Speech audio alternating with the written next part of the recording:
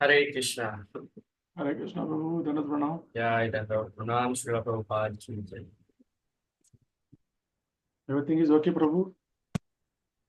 Yeah, except I'm feeling sleepy already.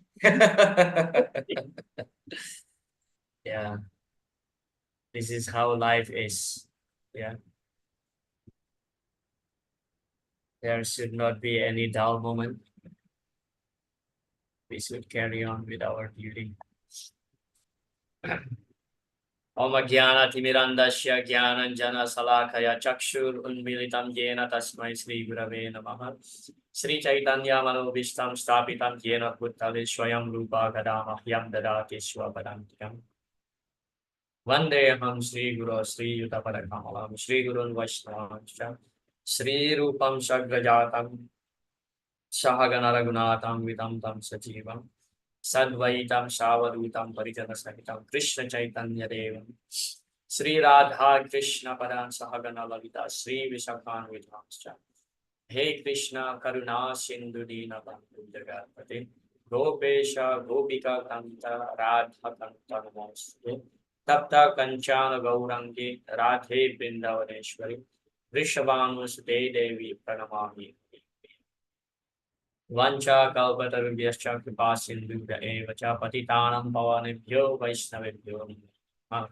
Jai Sri Krishna Chaitanya Prabhu Nityananda Sri Advaita Gadadhara Srivasadi Gaura Bhakta Hare Krishna, Krishna Krishna, Hare Hare, Hare Rama, Rama Rama, Hare Hare. Kam karoti vachalam pangam kayate kirim. Yat kripa tamaham bande Shri Guru Devataranam. Srila Prabhupada ki jai. So welcome all the devotees to our discussion on the nectar of devotion. Today we will continue our discussion from chapter 10. Yeah.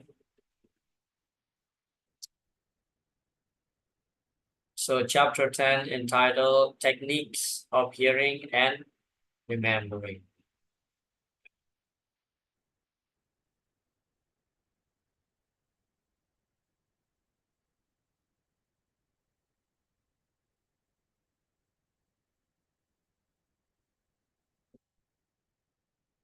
So in this chapter, there will be scriptural evidence is given for items 43 to 46 of the 64 angas of Bhakti with emphasis on hearing and remembering.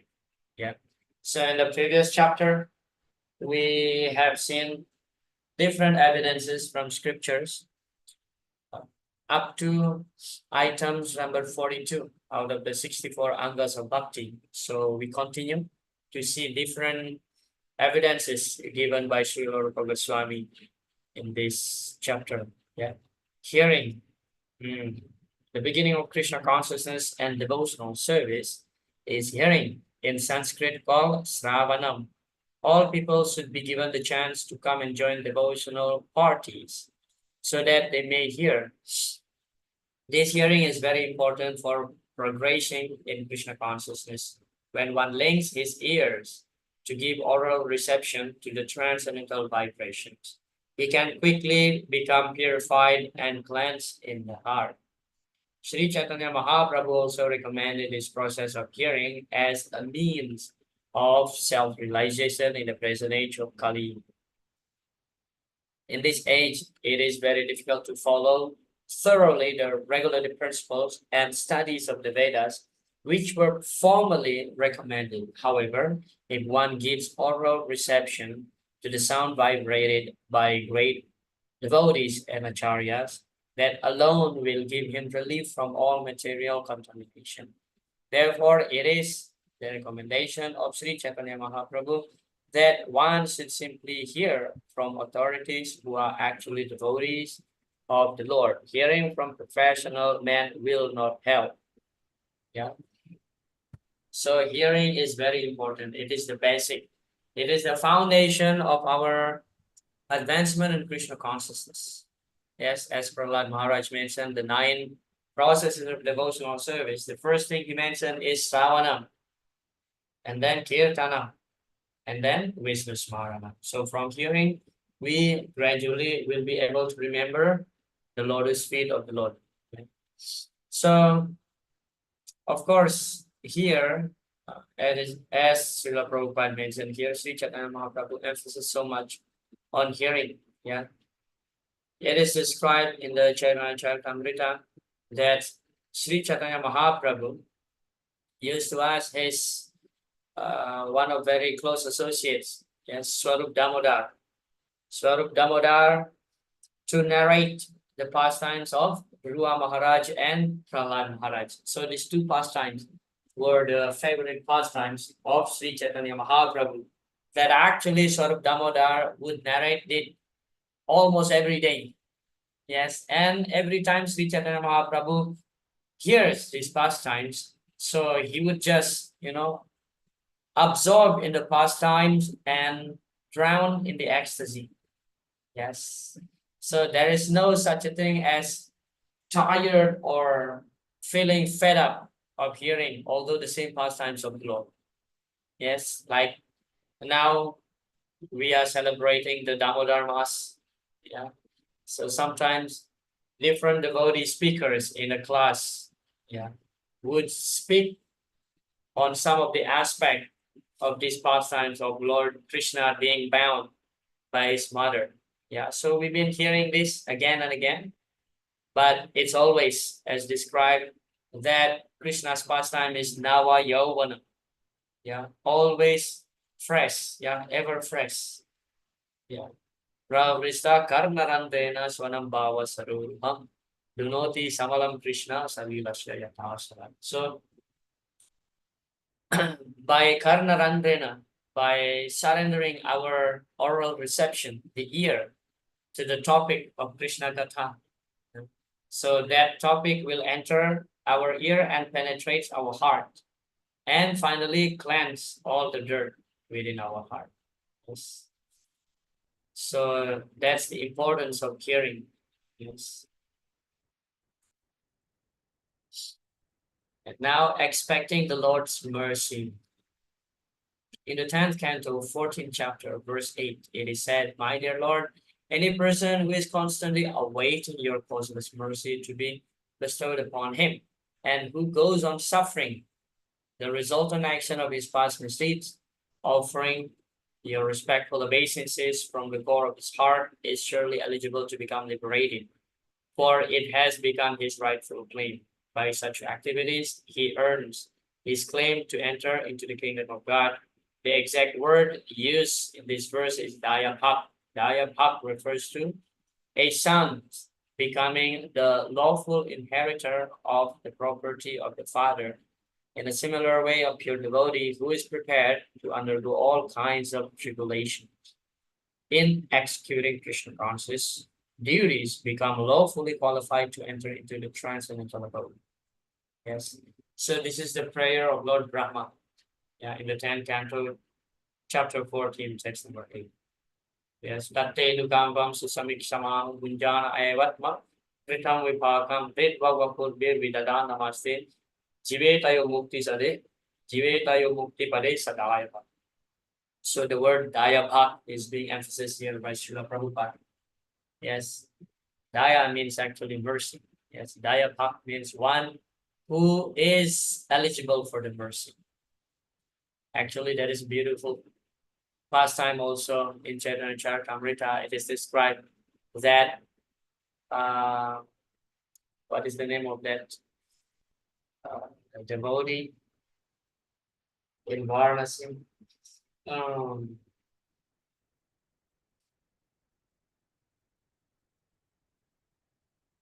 Not Prakasananda Saraswati.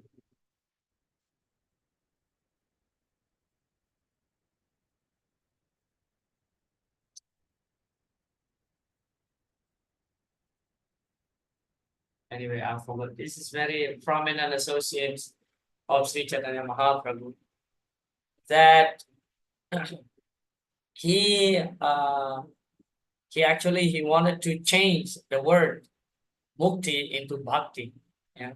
The last part of the verse where it is said that Jivetayo mukti pade sadhaya bhak, he wanted to change into Jiveta bhakti pade sadhaya bhak. So because he thinks that devotees, they don't want liberation. So they want only bhakti. So he wanted to change the word of the Srimad Bhagavatam from mukti into bhakti. But Sri Chaitanya Mahaprabhu chastised him.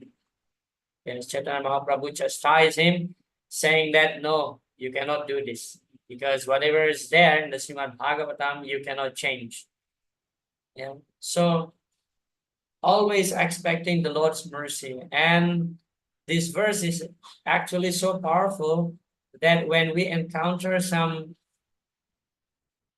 miseries into our life, if we just remember this sloka, it's actually cools down the miseries, the feelings in our, the negative feelings in our mind. Yes.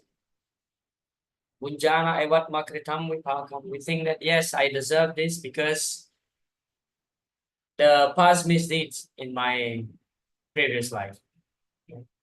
Because of my past misdeed. That's it. Yes, actually, I deserve more because I'm a devotee. Krishna is taking care of me. If I'm not a devotee, I would get more suffering. So that is the mood of a devotee here. And read Bhagavad Bir Vidadan Namaste. And using the body, mind, words, such kind of a devotee will always serve the Lord. Vidadan Namaste, offering his obeisances and worship the Lord. And he is eligible to enter the kingdom of God. Yes. So just like here, nicely explained that if a son, yes, just remain at home. Doesn't matter what happened at home. Just remain at home. Don't disconnect your relationship to your father. Otherwise, you will not inherit his property. So the son will be naturally the inheritor of the father's property. Yeah. So if we remain faithful, becoming a devotee of the Lord despite of anything, then we are eligible to inherit the kingdom of God. That's the idea. So always expecting the Lord's mercy. Yeah. And then remembrance.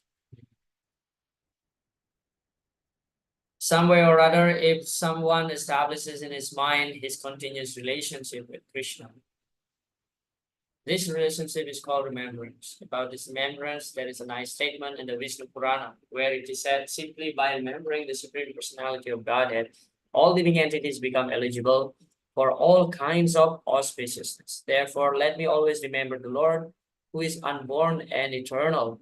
In the Padma Purana, the same remembrance is explained as follows. Let me offer my respectful obeisances unto the Supreme Lord Krishna, because if someone remembers him, either at the time of death or during his span of life, he becomes freed from all sinful reactions. Yeah. So that is the power of remembering Krishna.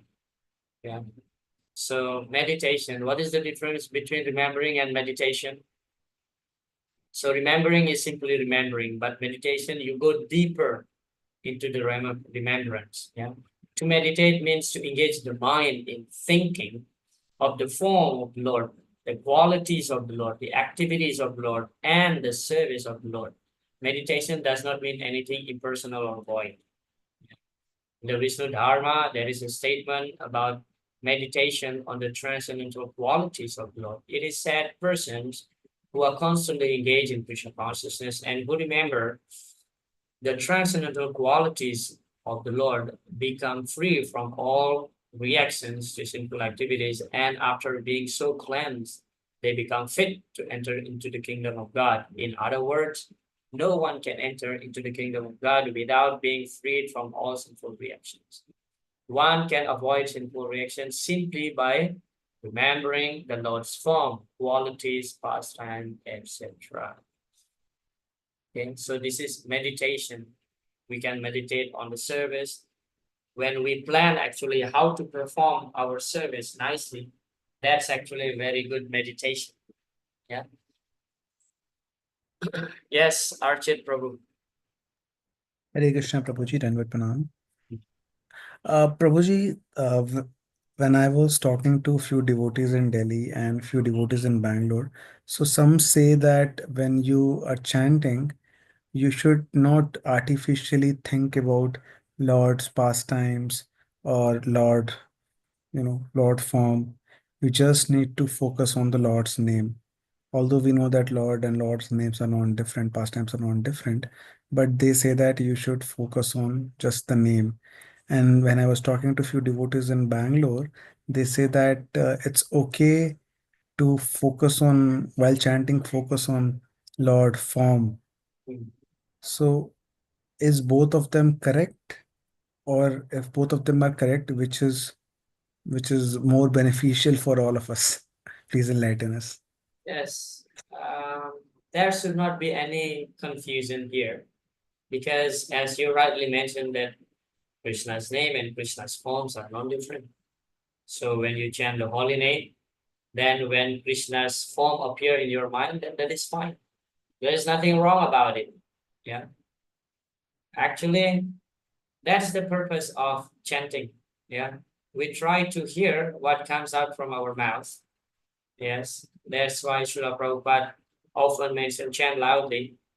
Yes, because we have to focus on Krishna's name when we meditate on that name. So the pastimes and Krishna's form will automatically manifest into our mind because they are non-different. Yes, of course, when something else appear in our mind, then something wrong with our mind, right? So one time Srila Prabhupada was asked that, oh Prabhupada, when one of these disciple was asking Prabhupada, when I'm chanting japa, yeah, we talk about chanting japa here. When I'm chanting my rounds, why my mind is wandering here and there? Why I could not focus in Krishna's form and pastimes? And Prabhupada said, don't try to remember Krishna's pastime or anything else. Just hear what you chant because it is natural when we hear Krishna's name, then his form automatically manifests in our mind. Just like if I'm chanting banana, banana, banana, or apple, apple, apple. So what comes to our mind? Then that form of bananas or that form of apple.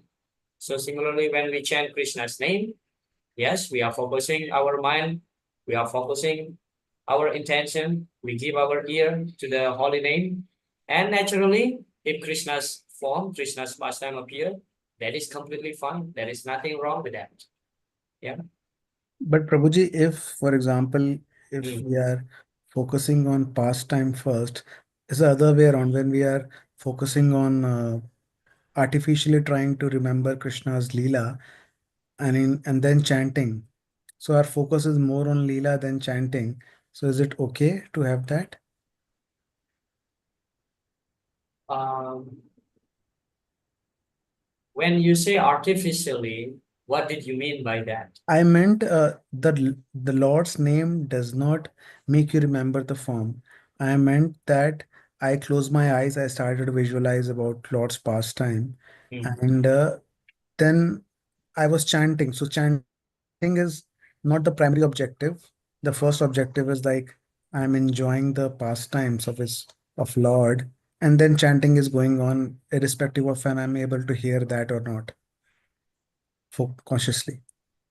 As long as you can focus on the holy name, like, because sometimes when you not focus on the mantra, on the holy name, the Hare Krishna Maha Mantra, then you may like chanting something else. Probably you have heard some devotees may chant like Hare Hare Hare Ram Ram Ram Ram Krishna. It's like not correct holy name that they chant, not correct mantra because their mind is somewhere else. Yeah. So I would say that it is not something bad. It is not something bad that you try to remember the Lord's pastimes because after all, you try to connect your mind to Krishna through his pastime, through remembering his pastime, which is very, very good. But when it comes to the matter of chanting, then the primary attention should be to the holy name. But while chanting the holy name, focusing your mind into the holy name, if the Lord's pastime comes, then that is another credit point for you. But yeah, otherwise, just be focused more into what you are chanting, because you may remember the Lord pastime, but then your lips would chant the wrong mantra. Sometimes it's happened to many devotees. Yeah, so I would say that it is not bad, but when it comes to japa, then our primary focus should be to the holy names that we are chanting. Yes, but while chanting the japa, if the Lord's pastime manifests, that is fine. Thank Yeah. you, Prabhuji. Got the answer. Hare Krishna. Hare Krishna, Hare Prabhuji. Krishna. Yes, Bhupalaka Govinda Prabhu. Thank you, Prabhuji. Just I was listening to one lecture of Srila Prabhupada, Mm. and one person, same doubt was asked to Srila Prabhupada, and Prabhupada just replied, "Don't mind the mind, Mm. just hear what you chant." Yes. So this was a very nice thing I could take this. So many things comes to our mind when we are chanting. We think we are not focusing, we are not hearing, think we are not, time is up, we think so many things. But the ultimate focus should be on hearing what we chant. Mm. That's what, is that correct, Prabhuji? Yes, that's exactly what Srila Prabhupada mentioned, that we have to focus on what we are chanting. That's why, of course, chanting is for personal benefit, but it is not advised that to chant silently. Yes, it is not advised to chant silently. At least chant as loud as we can. I mean, like as loud as we can hear. Yeah, as loud as we can hear. Then we can pay attention to that and we can analyze whether I'm chanting correct or not. Okay, Anuradha Mataji. Hare Krishna, Prabhuji, Danvat Pranam. Prabhuji, when you focus, this personally, when I Mhm. focus on the sound and I chant, I tend to drowse off. So, can you give me suggestions on that, Prabhuji? It is something that happened to almost all of us. Yeah, that you fall asleep during japa, isn't it? Like it's happened also to me, to any other devotees, But yeah, when you realize yourself that you are falling asleep, so don't sit. Yeah, stand. Yeah, stand and have a walk a little bit, and then sit down again. Yeah. Um, yeah, because japa is not as easy as sankirtan. Yes, japa is not easy as kirtan. In kirtan, like, okay, maybe some people fall asleep during kirtan. I have witnessed this. Like on Ekadasi kirtan in the midnight, the kirtan was so intense, but still somebody falling asleep. But that's happened like very rare. But during japa times, many devotees falling asleep. Yeah. That's why, first of all, don't close your eyes. When you chant your japa, don't close your eyes. Because you try to, so many devotees, in the morning, like in the temple, they're closing their eyes and then chanting and then, shaking their head. And then after sometimes they stop shaking their head and then they fall asleep. Yeah. First of all, don't close your eyes when you chant. Secondly, if you feel sleepy, you realize yourself feeling sleepy, stop sitting. Yeah. Get up. Get up. Yes. And have a walk a little bit. And then you can sit again. Like that. Thank you, Prabhuji. Hare Krishna. Yes, Archit Prabhu. Prabhuji, there was one answer I remember from one of the lectures. So one of the acharyas, what they have suggested, I think it is by Srila Bhaktivinoda Thakur Maharaj. He says that when you are opening your eyes, there are chances of you getting distracted. So you put a cloth on your head before your eyes so that your eyes are not closed. At the same time, you're not distracted. Yeah, there are so many ways how to be not distracted. So many ways how to be distracted also. So yeah, we could find different methods, but ultimately our focus should be paying attention to the sound that coming out from our mouth when we are chanting the holy name. That's the primary focus. So many distractions, of course, in Kali Yuga. Yeah. But yes, we can find our own ways. Yeah. You can put cloth, you can put whatever. You know, the main thing we should focus on the sound vibration. When we focus on the sound vibration, then whatever happen in the front of the eyes will not distract us. Very nice. Okay, we move on. Meditation. Yes, so this is a very famous pastimes here from the Brahma Vaivarta Purana. This shows how the Lord is all pervading in spite of his being locally situated in his abode. Although the Lord was present in Vaikuntha, he was present also in the heart of the Brahmana when he was meditating on the worshipping process. Thus, we can understand that things offered by devotees, even in meditation, are accepted by the Lord and they help one achieve the desired result. So this is the pastime of the Brahmana, the poor Brahmana. Yes, the poor Brahmana who heard that once there was a discussion that actually if we simply performing Manasa Puja, yes, simply performing Manasa Puja, meditate upon the Lord, that's actually as good as we are performing a direct service to the Lord. So this Brahman is very poor, but one day he has the mood that he wanted to offer sweet rice to the Lord. Yes. But doesn't have anything. Then he just meditate, that he gathered the rice, he cooked the rice, he boiled the milk, boiled the rice with the milk, put sugar, and then he thought that okay, this will be better to be offered to the Lord when the sweet rice is cool. Yeah. So he kept it for some time. Of course, this is in his meditation. And then he wanted to check whether the sweet rice is still hot or cool then. So he touched the pot within his mind and then his finger got burned. Yeah. So when we really sincere in our meditation, so even serving in our meditation is actually as good as directly serving the Lord. Yeah.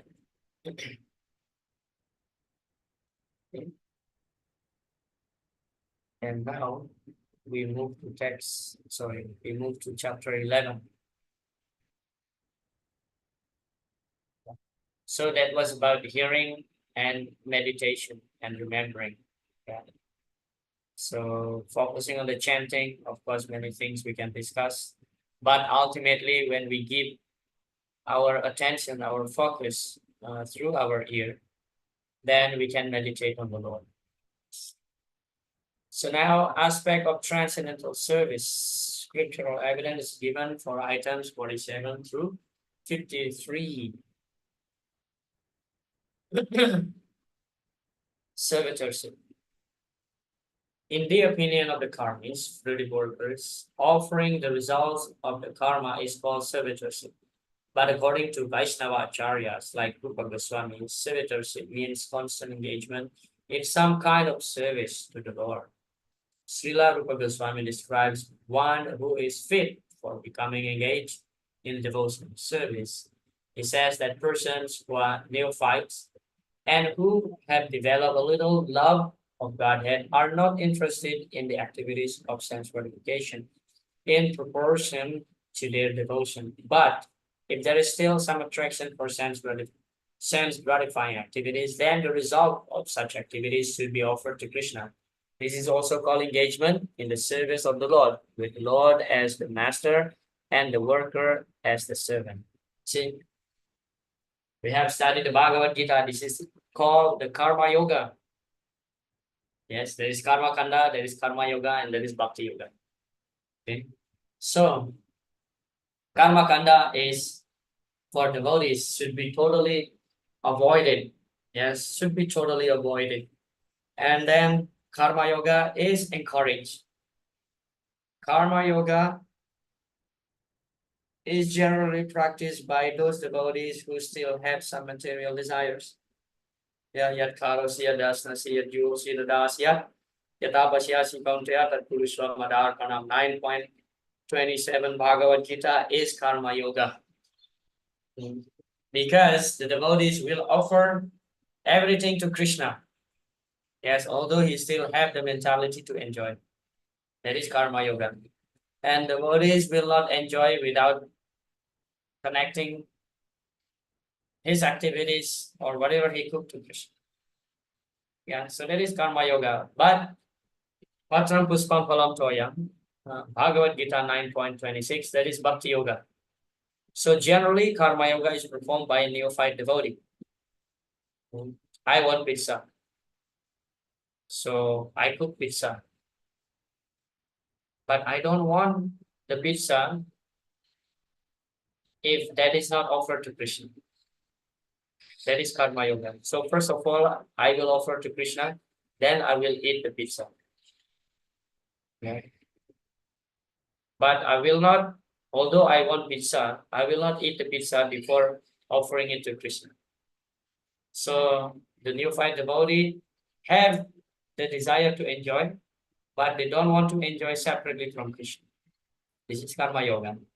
But pure devotee will always offer what Krishna wants. Yes, without any material desire to enjoy. Yeah, so Karma Yoga is encouraged. Karma Kanda should be avoided. Karma Yoga is very, very encouraged. Yes, because by the performance of Karma Yoga, so one will elevate his consciousness or her consciousness, and finally he becomes pure devotee. The best example of Sakama devotee is Dhruva Maharaj.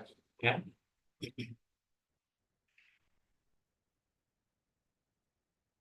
Devotional service and friendship. Devotional service and friendship can be divided into two categories. The first is to act as a confidential servant of the Lord, and the other is to act as the well-wisher of the Lord. The devotee who has confidence in devotional service to the Lord systematically follows the rules and regulations with the faith that he will achieve the platform of transcendental life. The second type of devotional friendship is to become a well-wisher of the Supreme Personality of Godhead. In Bhagavad Gita, it is said that the Lord accepts a preacher as the most dear servant. Anyone who is preaching the confidential message of the Bhagavad Gita, of the Gita, to the people in general is so dear to Krishna that no one can be equal to him in human society. Yeah. So there are two types of friendship here. It is described. One is like very confidential servant of the Lord, like very close friend of the Lord. And the other is acting just like the well-wisher of the Lord. Yes. So it is described that when Krishna jumped into the water of Yamuna, so Lord Balaram and all the Gopas actually developing this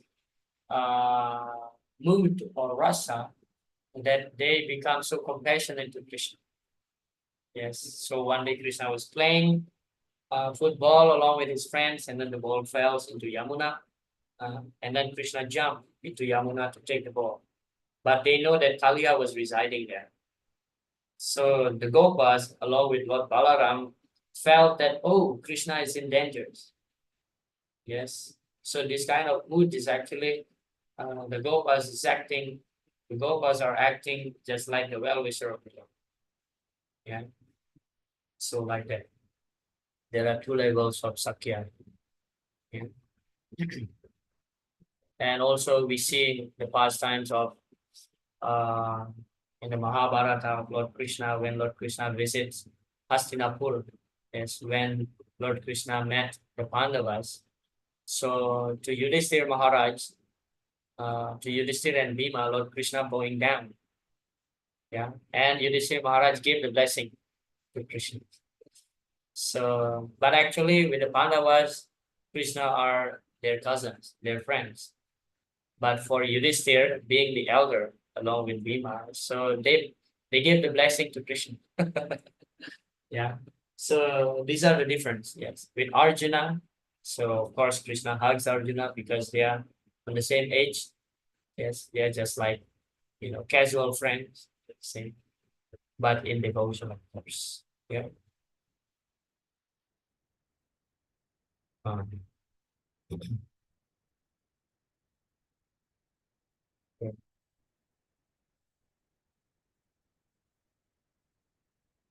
And this is called the Atmanivedana.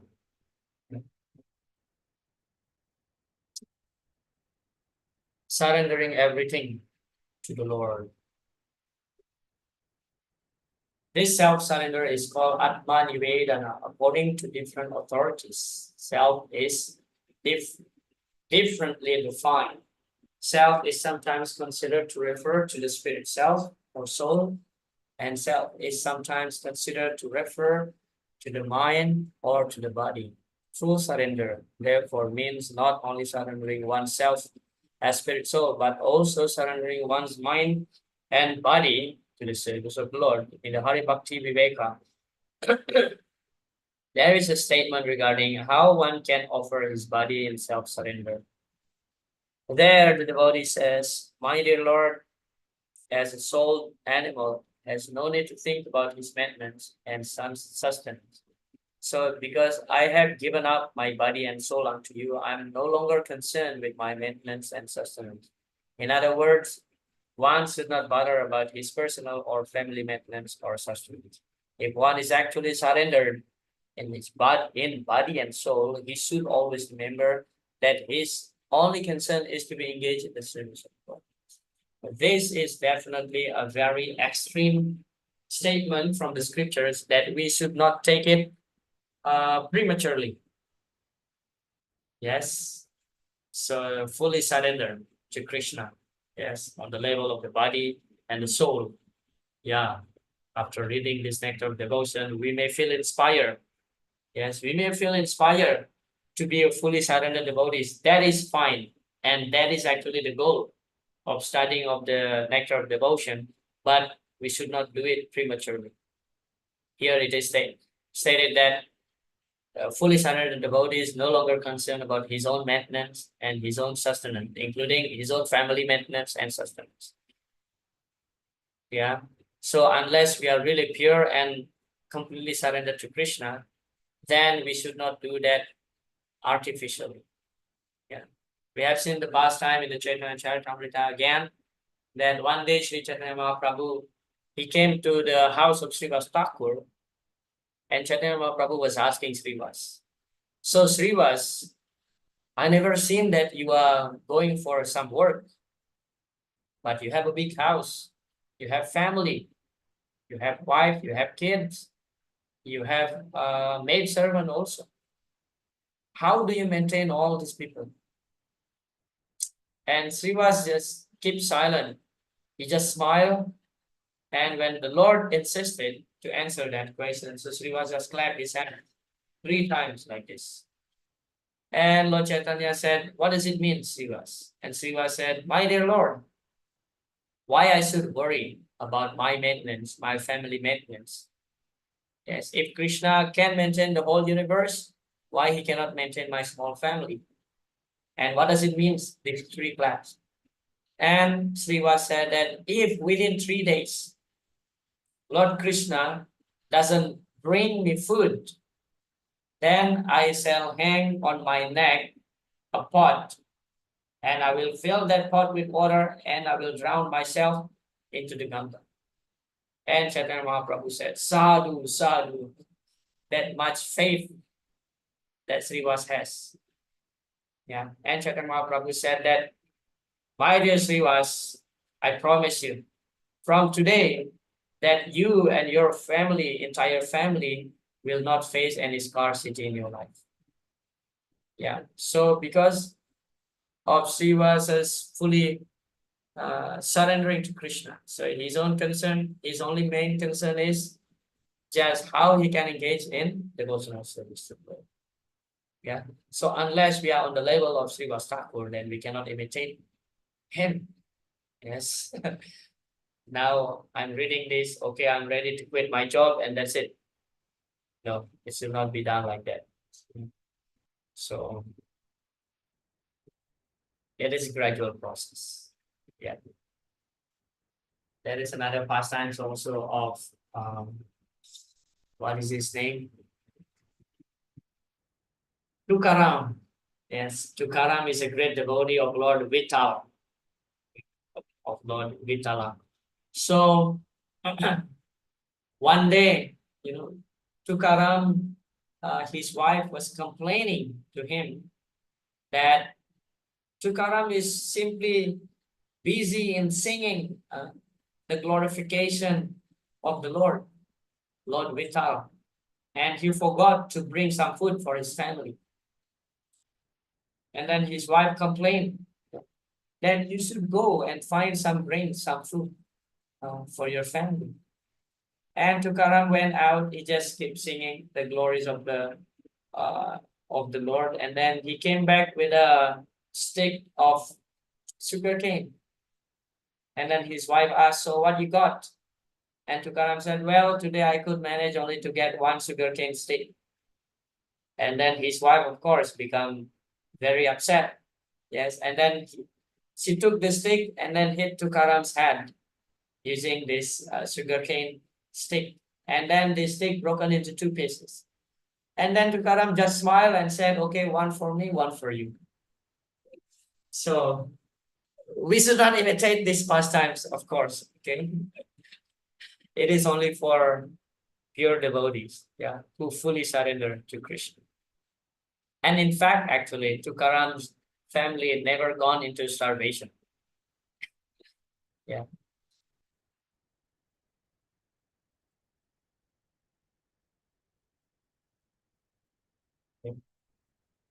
That's about Atma Nivedana. Yeah, the word Atma can be referred to the body, to the mind, to the soul. Yeah. And then surrendering everything to the Lord. Still the same topic. Srila Rupa Goswami says that devotional service in friendship and devotional service in self-surrender are two difficult processes. Therefore, such relationship with the Lord can be very rarely seen, can very rarely be seen. Only for the advanced devotees are these two processes easily executed. The purport is that it is very rare to see surrender, which is mixed with sincere ecstatic devotion. One must give himself completely to the will of the Lord. Yes, this is called Atma Nivedana. Therefore, our sannyas, in the Gaudiya Vaishnava, our sannyas, they have three dandi. Yes, so this three dandi refers to the body, mind, and soul. So we are not taking Ekadanda. The Mayavadi, they have only one stick, yeah, the Ekadanda, because they are thinking that they will merge into one with the Lord. But our philosophy says we have three sticks for our sannyas. Yes, that they are serving the Lord using their minds, their body, and soul. Yeah.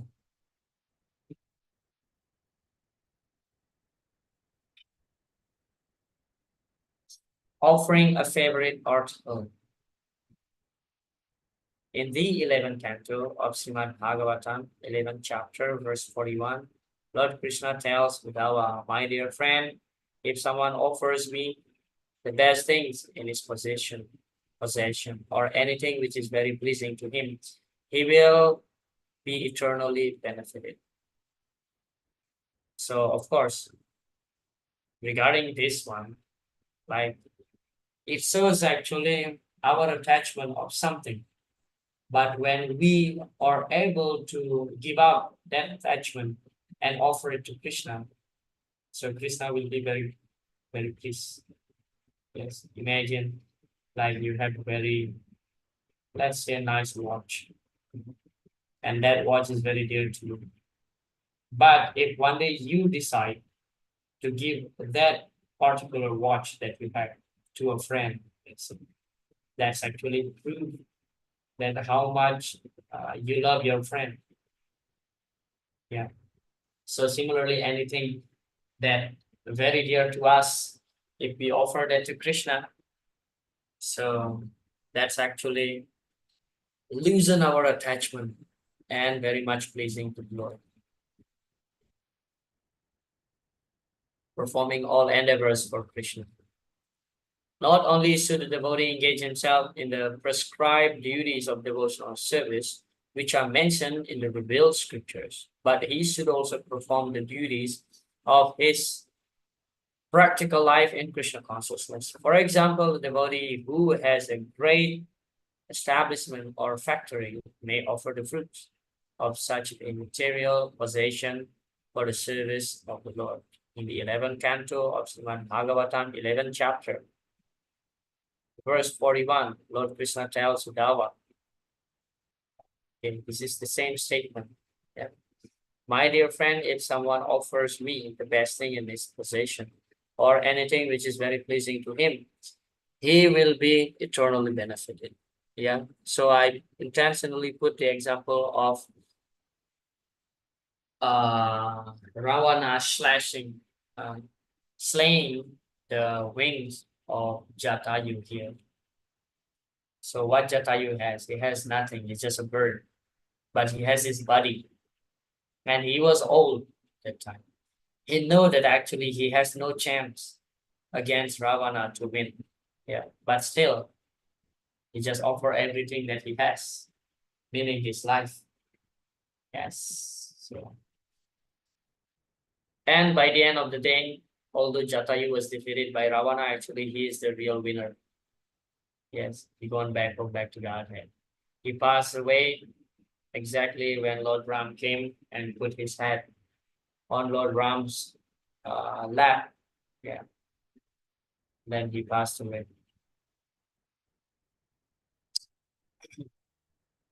Being a surrendered soul, in the Hari Bhakti Vilas, there is the following statement about self-surrender. My dear Lord, a person who has surrendered himself unto you, who is in firm conviction that he is yours, and who actually acts in that way by his body, mind, and words, can actually relish transcendental bliss. Serving trees such as tulasi. Yeah, earlier we found serving trees such as banyan tree. Yeah, here tulasi. In the Skanda Purana, there is another statement about tulasi as follows. Tulasi is auspicious in all respects, simply by seeing, simply by touching, simply by remembering, simply by praying to, simply by bowing before, simply by hearing about, or simply by sowing this tree. There is always auspiciousness. Anyone who comes in touch with the tulasi tree in the above mentioned ways lives eternally in the Vaikuntha world, yeah, in the spiritual world. So, meaning that we should worship and respect tulasi. In Indonesia, in Cambodia, in Thailand, the non-devotees, they like to cook tulasi. Yeah. So this is actually an offense that will not bring them to the spiritual world. Yeah, of course, it is mentioned here that by simply by seeing tulasi, touching tulasi, going down, but the mood is matter here. Yes, the mood is matter here.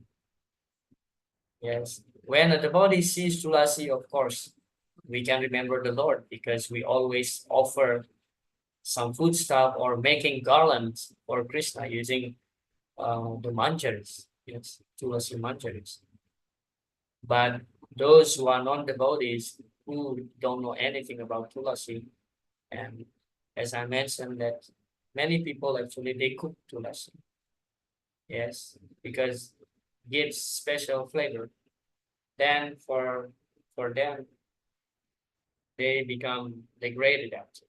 Yes, they commit offense at the lotus feet of tulasi Maharaj. So for the Hindus in India, like even the non-devotees, they know the glories of tulasi. Yeah, so they respect the tulasi. That is actually a great advantage of being born in India. especially in the Hindu family. Yeah. Although they are non-devotees, but still the Hindus having faith on Tulasi, they respect Tulasi. Yeah. So that's end chapter 10 and 11. Were there any questions or comments?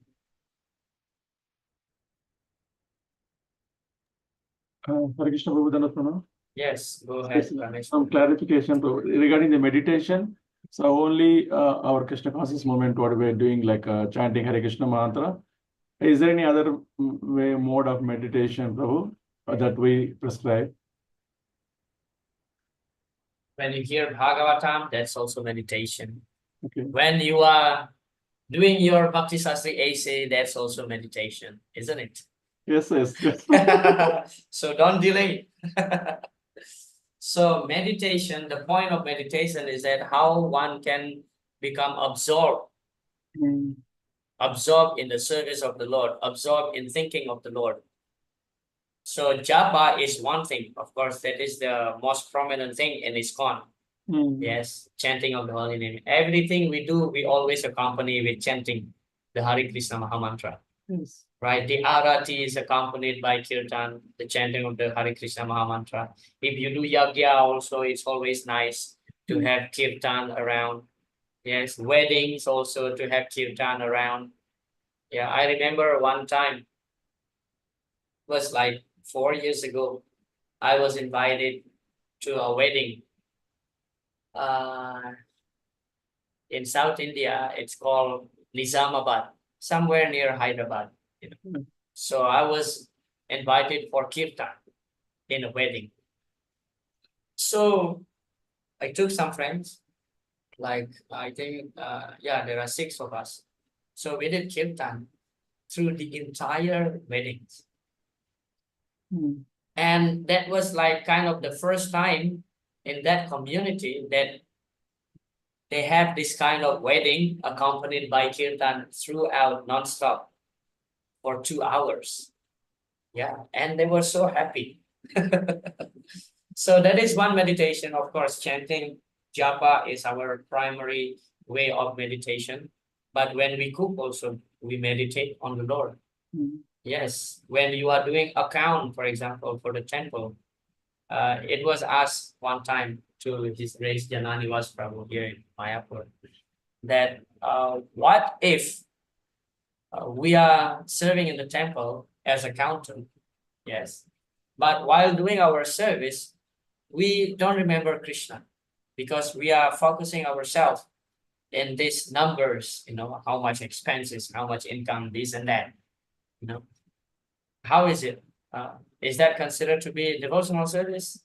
And Janani Prabhu said, yes, of course, because you are doing it for Krishna, although you don't remember Krishna, but you are doing it for Krishna. Ultimately, that is for Krishna's pleasure. So that meditation is accepted as bhakti. Now, for example, cooking also like that. We may not be able to all the time remember Krishna while cooking because we are, focusing on, how much quantity of salt we have to put, this and that. But we are concentrating to make the best thing here that later on will be offered to Krishna. So that meditation is accepted as devotional service because we want the best thing for Krishna, for his pleasure. So yes, planning how to preach better, planning how to, engage other devotees better, engaging ourselves better. So this is all meditation. Yeah. Okay. So it is not limited only to japa, but primarily japa, but it is not limited. Yeah. Okay. Anything that connected to Krishna for Krishna's pleasure. That's the idea of meditation. Okay. One more question, Prabhu. Yes, please. The banyan tree versus the tulsi plant. So obviously, we prefer most of the time tulsi plant and succulent. Yes. So whether banyan tree will also be regarded as a auspicious. Yes. Yes, it is. Banyan tree is considered to be sacred and auspicious tree that we should respect also. Yeah. But of course, in our practice, we worship Tulasi because she is the Bhakti Devi. And also Yes. it's available to us actually. It's available. Yes, you can plant in your house, Mm. but if you plant banyan tree in your house, then maybe some problem may appear later. Yes, but if you have big farm, then if by chance there is banyan tree there, yeah, you should respect. Yes, you Sure. can, you know, build some fence around. Yes, nothing wrong with Thank that. you, Prabhu. Hare Krishna. Yes, Srinivasan Prabhu. Hare Krishna, Prabhu. Dandavat Pranam. Um, Prabhu, the Tulasi Patra which is offered to the Lord, is it okay to take it, chew the Tulasi Patra, or the devotees should refrain from that also? you chew tulasi. To take, Prabhu. Usually some devotees take and some don't, I have seen. And that Yes, yes. I had get your ambiguity. question. Yes, the Srimad Bhagavatam, 9th canto, Ambarish Maharaj is showing the example, Srimad Tulasya Rasanam Tadarpite, that he accept the Tulasi leaf offered to the Lord. Took it. So yes, why not? We can take, we can honor the prasadam. Yes, whether it is offered like bhoga or offered as garland to the Lord, we can eat the tulasi leaf in the prasadam form. But there is a science, yeah, how to honor the tulasi leaf. This is also told by His Grace Jananiwas Prabhu, our Jananiwas Prabhu here in Sita Mayapur. That one time he showed how to honor the tulasi leaf. Yes, we should not chew the tulasi leaf using our jaw, side jaw here. Mhm. Yeah. First thing you can do is that you can just put into your mouth and somehow or other make it soft using your tongue. Then swallow it. Because sometimes swallowing it directly may stop on your throat. It's happened to me. So you can put the tulasi leaf in your mouth and using your tongue, yes, make it soft and then swallow. Second, if you cannot do that, you can use your front teeth, munching with your front teeth. Yes, make it soft and then swallow. What if you don't have front teeth? Then use your tongue. But you should not use the side, the Yes. jaws here. Yeah. I don't know what is the reason. I didn't ask at that time, but that's what Prabhuji was telling. Yeah, probably it's more into, respecting her. Mhm.